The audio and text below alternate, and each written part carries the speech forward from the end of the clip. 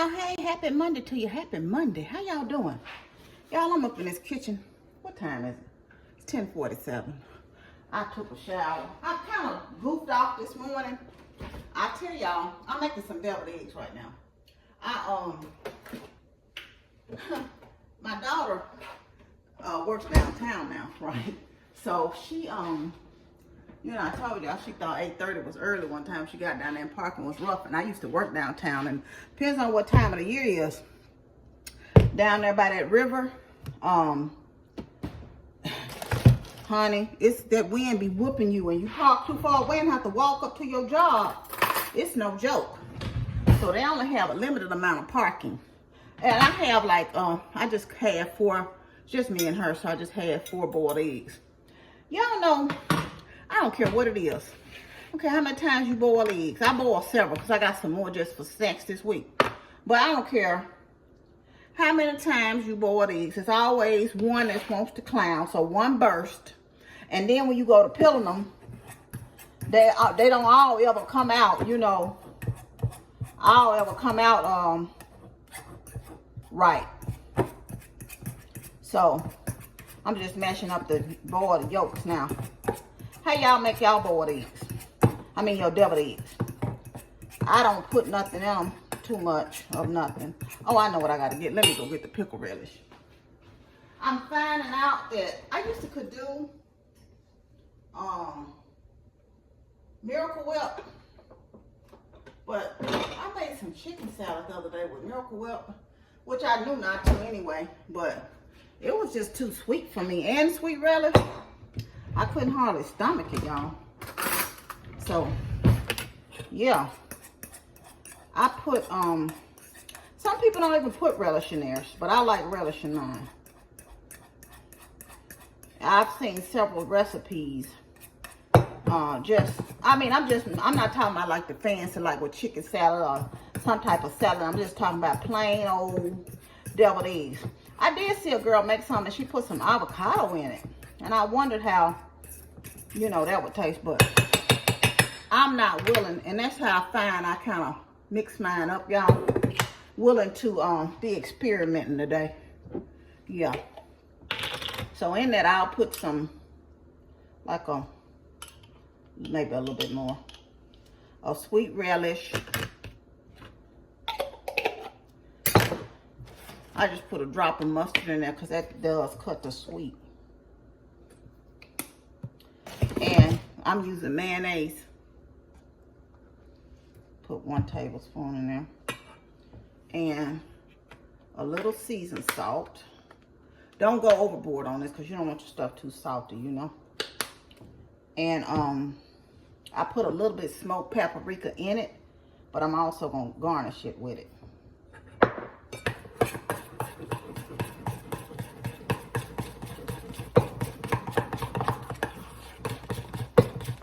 And some people put theirs in piping bag, but I just spoon mine in. How about you? Do y'all even like deviled eggs? You know, you could chop this up, y'all. Like if you chop the whites and stuff up, I make my egg salad pretty much the same way. But just with the whites, of course. You know, you're not making those. But it's the same ingredients I use. I don't, it's nothing, you know, major. Y'all was reading on the, this morning. Like I said, my daughter got up, shocked me. You know, I still get up early when I be on vacation. Y'all, ain't it funny how when you on vacation, your time just seems to just, whoo, it go by so quick. Not that I had a whole lot of days off, but y'all know I was off Friday and today. So, she was up this morning at 6 something. I'm like, she up early? Because, you know, before she thought 8:30 was early getting down there, and she didn't have no parking. She had to park a long way away from her job. And parking something else down there too, you know. And her job only provides, and I told her, you know, she parked on the street one day, but I told her to be careful. She told me, I think it was a no parking zone, but it was other cars parked there. Guess what? They'll tow yours and everybody else's too down there. So, anyway.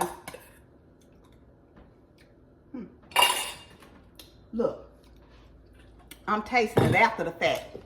Like,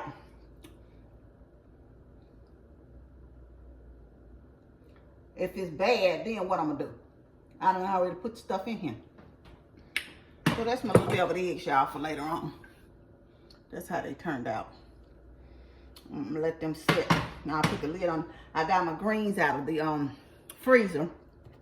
So by the time I get ready to cook, I am gonna go ahead and season up my chicken and get it ready to I ain't gonna cook it right now, but I am gonna get it ready to, I might wanna leave that out. I'm gonna get it ready to cook, you know. So I got up, I sat and did that a while, y'all. And I end up reading like different stories on the internet. She was talking to me, she got frustrated because she couldn't find her bags, but she said it was in the car. She ended up finding it. And so she called me, of course, when she got to work. I'm like, I think I'm one of the first ones here. I got me a good parking space. Okay, well, good. I just laughed at her. She's funny to me. But what I'm trying to say. So she called talking to me this morning. I'm like, I am on vacation. Maybe I want to sleep in. You know, maybe I don't want to be on the phone talking, but I was up anyway, so it didn't bother me. But I did kind of just lay there and goof off and stuff on the internet. What do you do on your vacation when you declare a day of rest? So I was reading this story, y'all, and it was so sad. It was about housing. And so let me put this pickle real shut. And how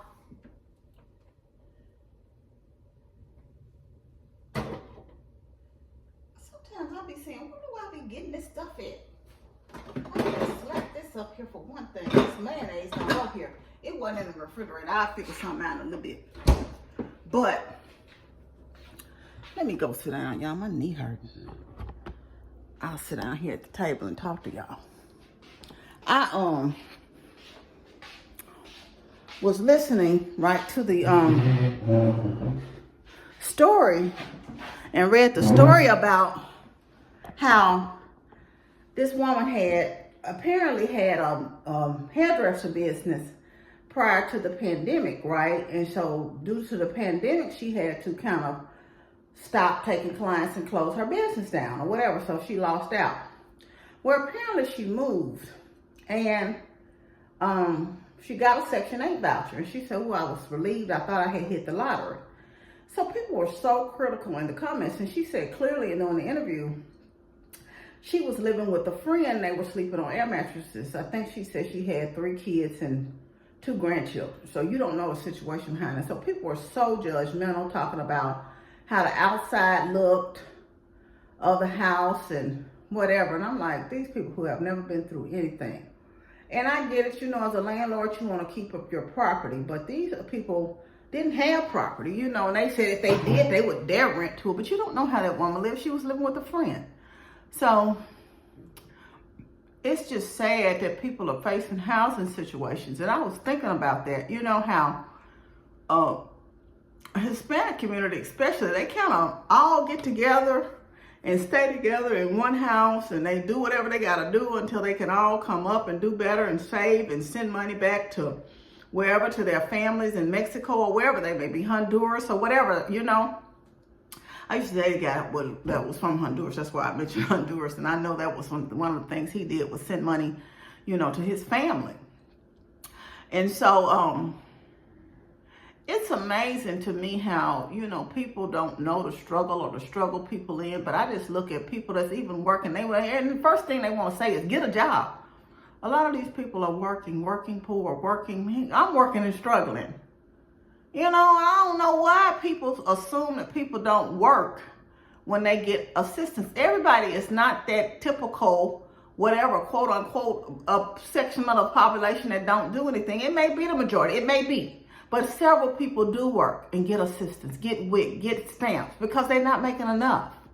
And I thought about that, how, you know, specifically in our community, we tend to not want to live with one another or whatever. I don't know that I could, you know, of course I got my daughter here or whatever, but do you think you could live with other family members? Would you make that sacrifice to live with your family, you know, and y'all all like maybe a couple of families live together, generations, like your mom, the grandmom, the children, grandchildren, all live in the same home. So you can prosper, you can build wealth, you can have some things, you can, you know, or you all buy a plot of land. Heck, if y'all all have little trailers or whatever, or double wides or whatever on the land, you know, that y'all all are pooling y'all money together. And I was looking at another story about this young lady who said she had bought this, I guess, you know how you house hack or whatever, you buy a place, but you rent out a portion of the home. And so she and her family members decided she was going to rent it out to someone else, but her and her family members decided to do it. And she said they all split the bills equally, not just, even because she's in one unit and they're in another, they split everything from the utilities and everything equally, right? Because they're all trying to come up, and their thing is to continually buy properties, buy homes, and do whatever until they can all, you know, get to that point where they can all have their own thing. But they're trying to build wealth across their family as a whole. And it's sad to say how the rents are just out of hand right now. I think it would be, you know, even as a single person, and I was talking to my daughter about, you know, what was her plans for moving and whatever. And she said, Mama, rents are so high, things are so high. So she said, I still want to try to buy a home. And we just had a long conversation about that. But I said, I don't want to see you. Now, my problem with you is this. I don't want to see you messing off money. I don't expect that you're going to spend every dime and save every dime. I know you're going to do things. You're going to do things you like because you're young. But when I see you just wasting money, throwing money, eating out, and doing all that different stuff, some of that stuff is going to have to curtail so you can build you some nest egg. So you can build some things. You know, and that's the thing. If I'm helping you and I want you to see you do better and we're going to do this together, I got a problem with you just doing whatever you want to nearly do all the time. Yes, because I'm going to do some things I want to do.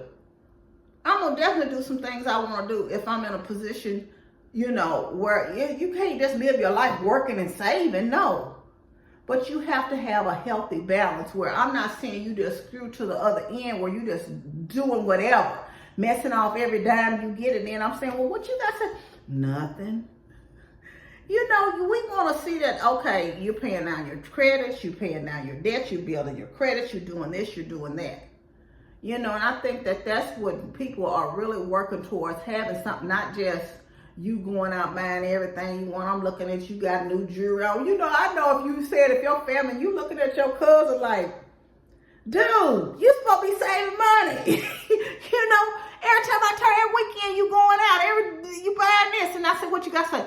Oh, I'm going to start. You be wanting to dot somebody's eye, so that's the only thing about, you know, if you going to do that, you're going to have to condition yourself that you worry about yourself kind of in a way. Is you worry about building, you know, in a way, but you still try to educate and work with your family well, you know, but when it's time to roll, it's time to roll. And then they be looking like, well, I ain't ready. Look, dude. You had the same, like they say, the same 24 hours in a day that I did.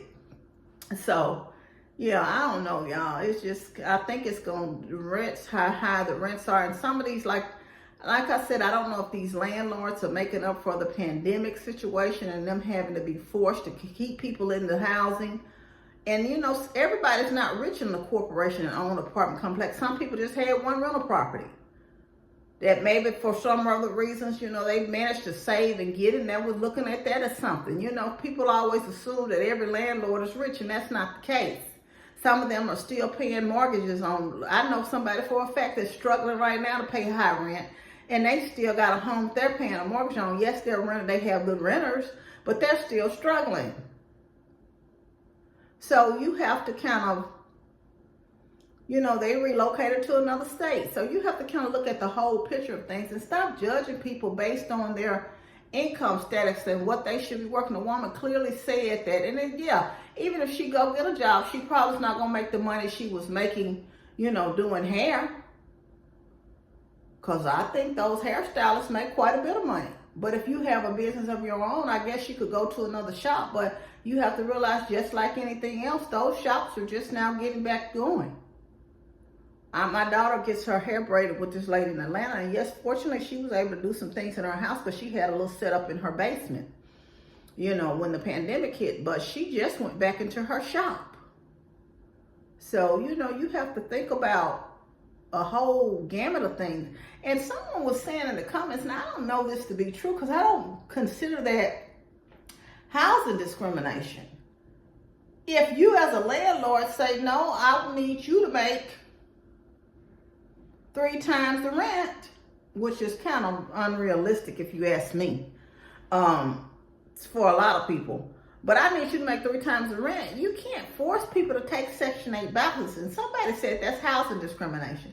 Now, I don't think that's what's classifies as housing discrimination, but I don't know if that's the case.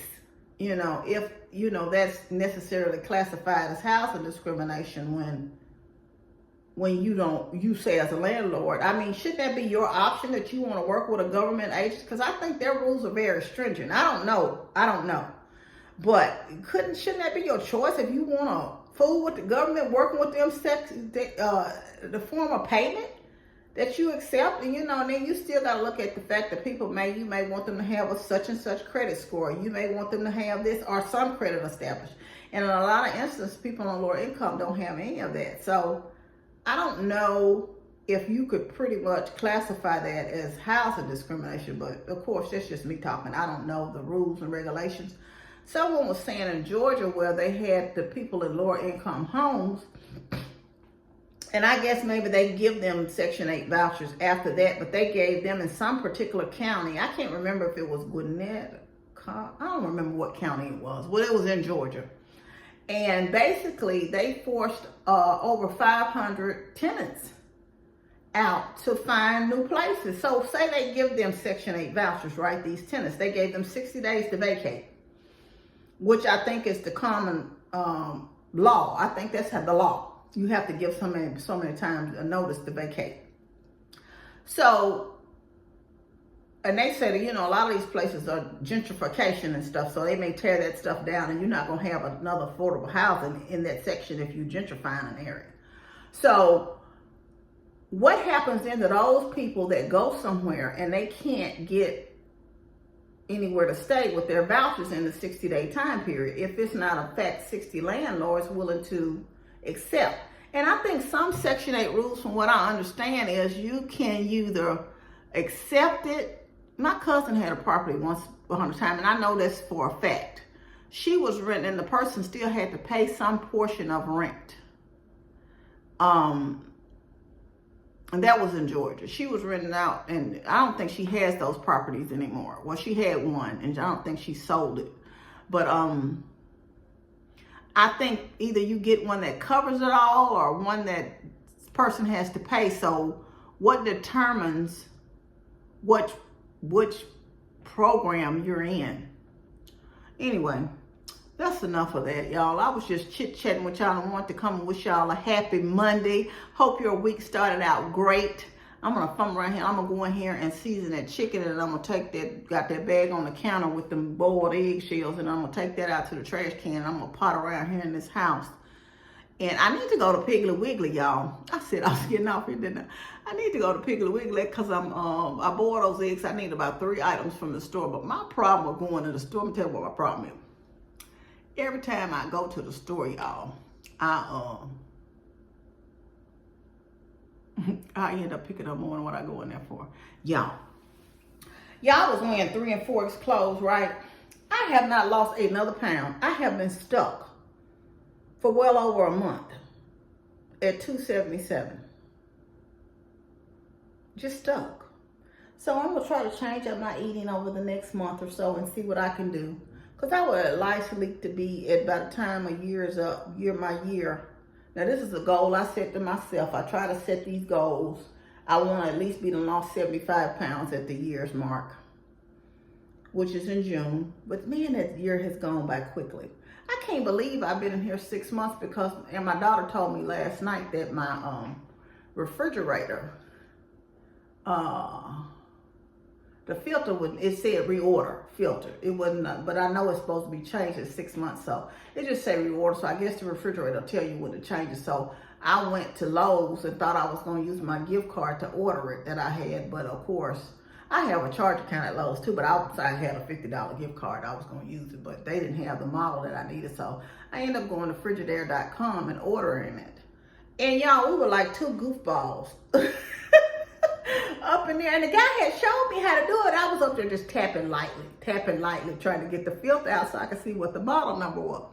Tap, tap. That thing wasn't doing nothing. Finally, I had to push that thing with some real force. By this time, I took the air filter off. She said, Mama, I said the water filter. I said, so then I couldn't get the air filter put back on. But she said, just move, Mama. So she in there trying to put the, she did get the air filter back on. I said, if this ain't a whole hot mess here. Then I got these filters here.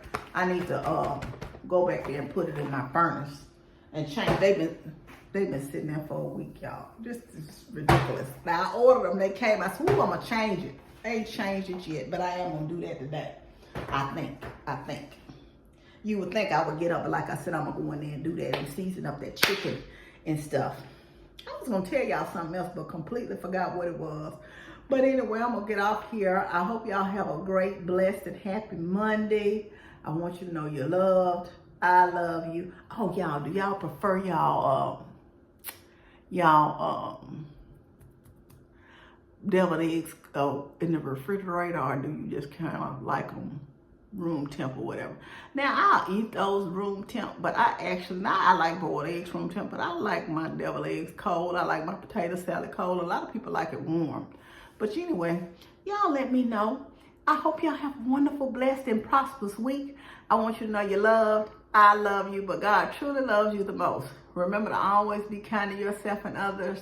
Be joyful and be blessed. And y'all let me know if y'all would do the house hacking with your family, which y'all kind of go back to the way it was with generations of families living in the same home just to kind of survive and make it. Anyway, love y'all. I'll see y'all later on this week. Bye.